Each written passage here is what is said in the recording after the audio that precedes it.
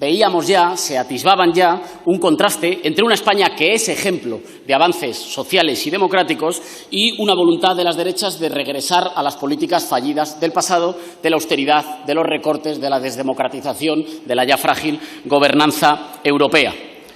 En España, ese debate, las derechas ya lo han solucionado, ya han tomado una posición. En primer lugar, hay un debate que las derechas no tienen solucionado en Europa, pero las derechas en España sí. En Europa las derechas no tienen solucionado todavía si los partidos de derechas colaboran con los partidos de extrema derecha, herederos y nostálgicos de las antiguas dictaduras. En nuestro país, los admiradores del Milei de los recortes y del Milei de la represión ya están marchando juntos, gobernando juntos en muchos gobiernos autonómicos y municipales.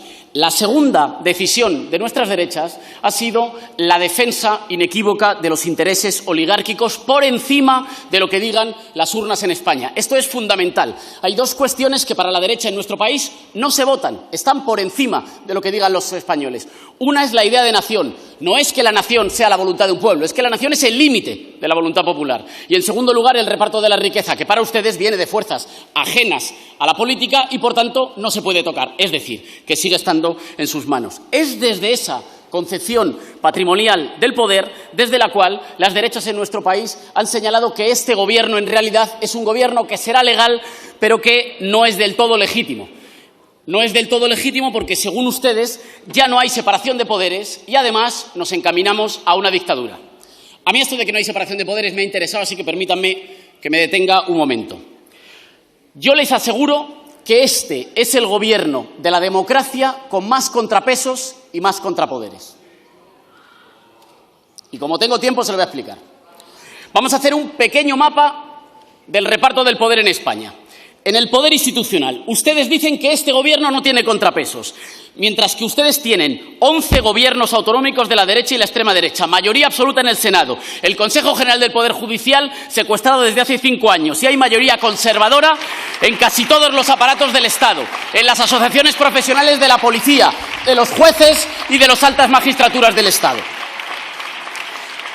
Y esto no es todo el poder, ¿verdad? Porque por mucho que ustedes se declaren liberales, no pueden ser tan cínicos. Ustedes saben que esto es solo el poder dentro del Estado, pero que hay muchas más fuentes de poder político. ¿Verdad que sí? El poder económico, el poder mediático, a que esto también juega. Vamos con este mapa. Resulta que en nuestro país ha habido efectivamente concentración de poderes. ¿Ha habido concentración de poderes porque haya 179 diputados que hayan votado a favor de este gobierno? No, en nuestro país ha habido concentración de poderes porque en los últimos 12 años 3 grandes bancos acumulan el 60% del mercado financiero. Porque en el oligopolio energético el 90% de los kilovatios hora que consumen las familias proviene de 5 grandes empresas que se reparten beneficios millonarios. Porque ha habido una concentración brutal de poder y de riqueza en manos de los propietarios y de los rentistas. Y porque la comunicación en España depende en lo fundamental de 2 grandes grupos, a lo sumo 3. ¿De dónde viene entonces la concentración de poder en España? ¿De que 179 hayamos votado a favor del gobierno o de un desequilibrio masivo, brutal y oligárquico que hace que cuando ustedes ganan las elecciones tienen el 100% del poder y cuando la ganamos nosotros ustedes tienen el 80% del poder y a eso le llaman polarización y a eso le llaman dictadura? Fíjense, vamos a hacer un ejercicio sencillo. Fíjense, un ejercicio sencillo. Un ejercicio sencillo. Fíjense ustedes, es sencillo pero se atienden. Fíjense ustedes en la composición de este Parlamento. Este Parlamento no se parece del todo al país real, tiene muchos sesgos, pero fíjense en la composición de este Parlamento. Fíjense en su composición en términos de paridad entre mujeres y hombres. Fíjense en la composición de este Parlamento en términos de la procedencia social de los diputados. Fíjense en la composición de este Parlamento en términos de las lenguas que se hablan. O fíjense en la composición de este Parlamento en términos de las preferencias ideológicas. Y ahora comparemos. ¿Se han fijado en lo poco que se parece este trocito de poder, el que los ciudadanos sí votan, a los poderes no elegidos por los ciudadanos? ¿Se han fijado en lo poco que se parece la composición de este Parlamento, lingüística, social, ideológica, a la composición del IBEX 35, de los consejos de administración de las grandes empresas, de las altas magistraturas del Estado o de la parrilla mediática? Entonces, señorías de la derecha, si ustedes no son cínicos, tendrían que reconocer que aunque ustedes representan aquí la primera minoría, son ustedes el partido más votado, pero son ustedes la primera minoría, representan a la primera minoría, pero retienen la abrumadora mayoría del poder social y económico en España, mientras que nosotros, la mayoría democrática, tenemos una ínfima minoría de los poderes que no se votan. ¿Aún creen ustedes que pueden seguir hablando de que este Gobierno no tiene contrapoderes ni tiene contrapesos? ¿Ustedes pueden seguir hablando a todas horas y desde todas las atalayas de que no hay libertad de expresión? ¿Ustedes que tienen, cuando gobiernan el 100% del poder y cuando no gobiernan el 80%, van a tener la poca vergüenza de seguir diciendo que en España caminamos hacia una dictadura?